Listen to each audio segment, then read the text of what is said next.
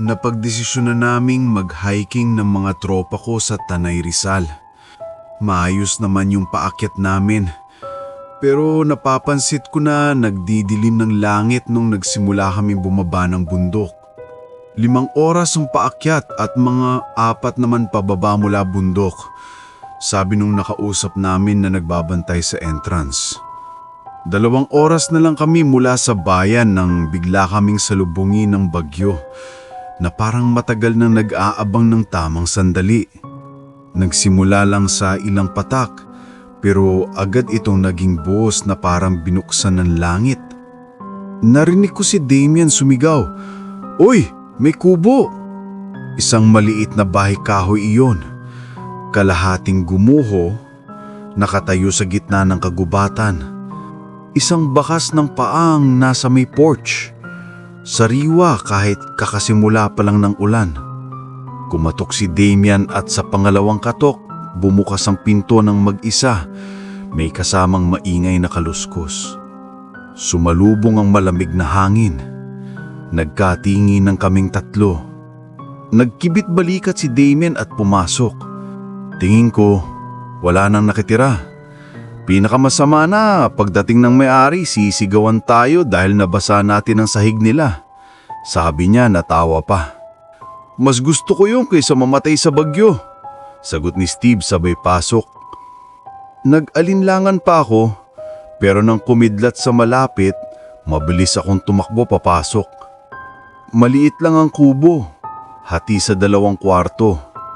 Makapalang alikabok pero malinis ang paligid.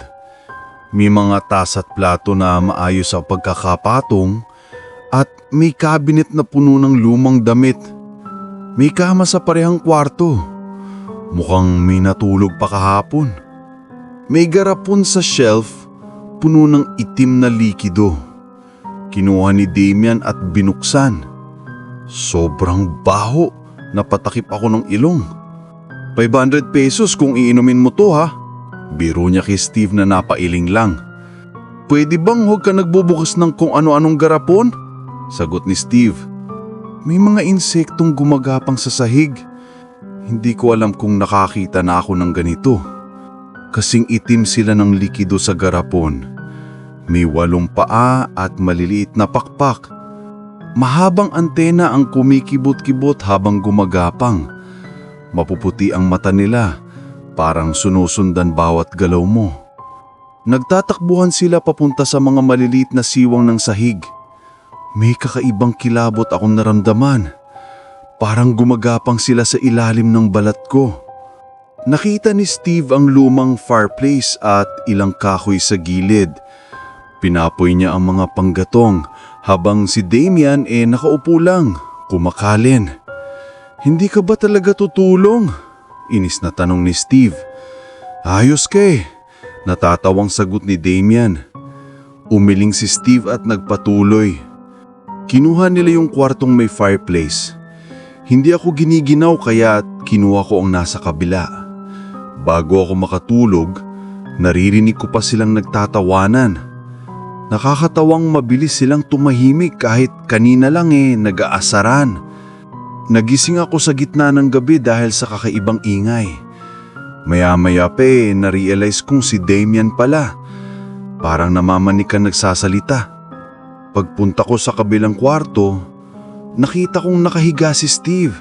Nangingisay, hawakan siyan, umuungong sa sakit. Nasa tabi niya si Damian, halos sumisigaw. "Steve, ano nangyayari sa'yo? Sige na, magsalita ka." Alam kong malala ito. Hindi nagpapakita ng sakit si Steve kahit kailan. "Ano nangyari sa kanya?" tanong ko. Mabilis na lumingon si Damian, parang biglang natauhan. "Hindi ko alam. Nagising ako na parang nabubulungan siya. Kailangan nating tumawag ng Hindi ko natapos. Bumagsak si Steve sa sahig, nakaapat, humihingal na parang hayop. Sinubukan kong kunin ang cellphone ko pero nanginginig ang kamay ko. Bigla niyang isinuka ang itim na likido. Halos hindi ko makita sa hinang lainaw. Gumalaw ang likido. Gumagapang, umiikot sa sahig. Hindi amoy suka kundi maasim. Medyo matamis din pero nakakasulasok. May maliliit na clicking at kaluskos habang gumagalaw ito. Nararamdaman ko pang umuuga ang kahoy. Hindi ko agad namalayan pero sumigaw si Damian. Mga insekto yan! Parang nagising ang likido ng sigaw niya. Umilaw na parang may puting mata. Nagtakbuhan ng mga insekto. Nagtatago sa mga siwang ng sahig. Napatalon ako. Tinatapakan kung ano mang kaya kong apakan. Hindi nagtagal. Naglaho ang likido. At nakabulagta si Steve, hindi na gumagalaw. Nanginig ang tuhod ko. Umiikot ang ulo ko. Si Damian, na laging nagpapakitang matapang nakaakit, ngayon ay nanginginig ang labi.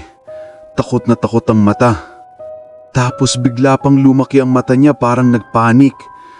Nakaapat din siya at nagsimulang humingal. Nakuha ko ang cellphone ko pero walang signal. Lumabas ang parehong itim na likido sa bibig niya. Sa liwanag ng apoy nakita kong umiiyak siya. Ang takot naging purong hilakbot.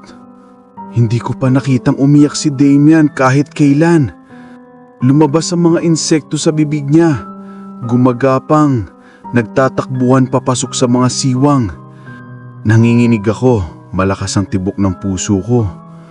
Nakatayo ako sa tabi ng katawan niya. Sinubukan ko siyang alugin, gisingin pero nakatitig lang siya sa kisame. Wala nang buhay.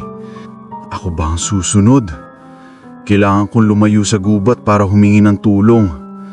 Natitisod ako sa mga ugat ng mga puno. Nadudulas sa putik. Hinahawakan ko kung gumagalaw na ba ang mga insekto. Nakarating din ako sa may paanan ng bundok at nakatawag ng ambulansya. Sabi nila 1 oras sila bago makarating. Bumagsak ako sa damo, iiyak, nanginginig sa malamig na ulan. Nakita kong mamatay ang mga kaibigan ko sa pinaka nakakatakot na paraan. May naririnig akong ungong sa inatiray ko pero wala akong nakikitang insekto. Parang may gumagalaw sa loob ng tiyan ko. 30 minutes pa bago dumating ang ambulansya.